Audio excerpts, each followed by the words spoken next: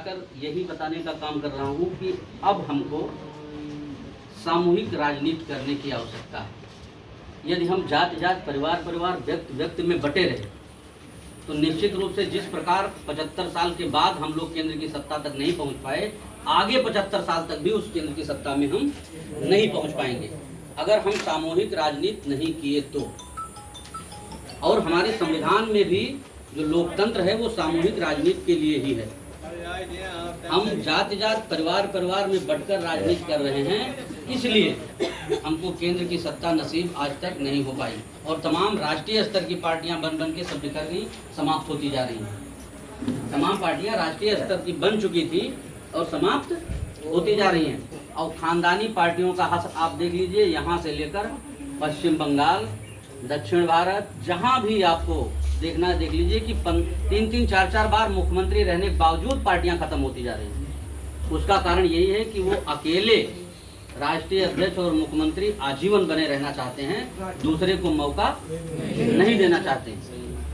इसलिए सम्यक पार्टी बनाई गई और सम्यक पार्टी का मेन उद्देश्य यही है कि हम केंद्र की सत्ता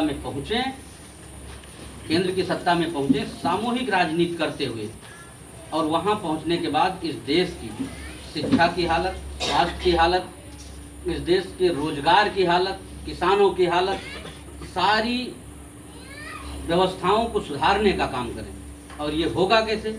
ये होगा जब हम सभी सारे जाति धर्म संप्रदाय के लोग एक होकर केंद्र की सत्ता में आएंगे। क्योंकि केंद्र सरकार ही पॉलिसीज बनाती है, केंद्र सरकार पॉलिसी बनाती है, उसको लागू करने का काम राज्य सरकारें करती हैं। और आज आज़ादी के 75 साल बाद भी जब हम केंद्र में नहीं पहुंचे तो हमारे सारे हक अधिकार हमसे बारी बारी से छीने जा रहे हैं संविधान में संशोधन करके। इस बार भी 131 कोई बिल, संशोधन बिल लेकर आए थे, नहीं हो पाया।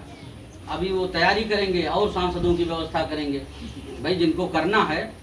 लेकिन अब हमें समझने की ज़रूरत ये है कि जो चंद लोगों में समूह बनाकर चल रहा है, आज देश को वो ताकतवर दिख रहा है।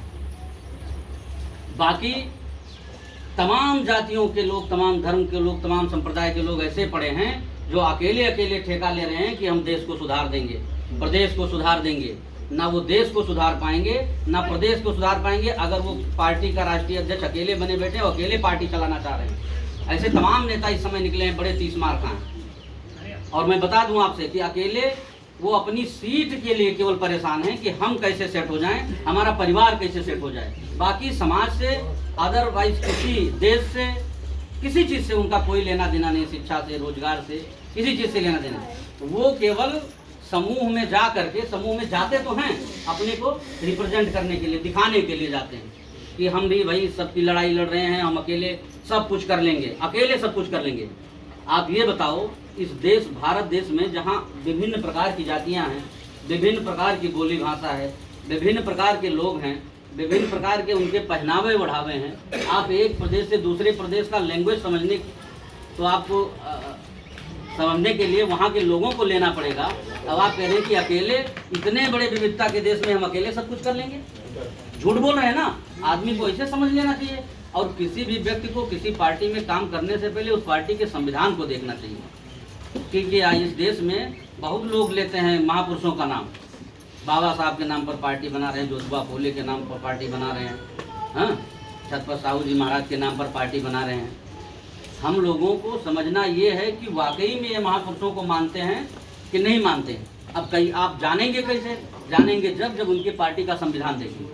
आप देखिए कि उनके पार्टी के संविधान में बदलाव की व्यवस्था है।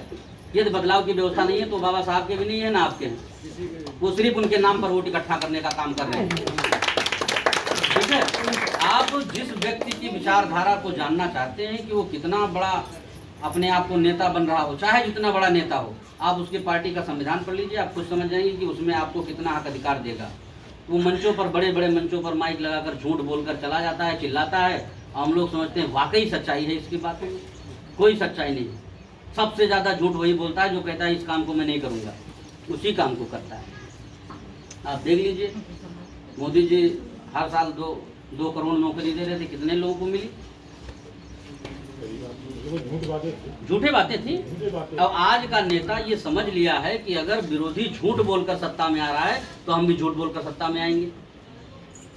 इसलिए हमने कहा कि उनकी पार्टी का संविधान पढ़ो कि कितना हक और अधिकार और भागीदारी आपको देने का काम करेंगे। दूसरी चीज कि हम लोग राजनीति में धर्म को न लाएं। हमने जैसा कहा कि एक जाति से एक धर्म से कोई काम होने वाला नहीं है। हम समूह में रहेंगे तो ताकतवर दिखेंगे, अकेले अकेले रहेंगे तो चाहे जितने ताकतवर हों कमजोर दिखेंगे। इसलिए हमको समूह में रहने की आदत डालनी पड़ेगी।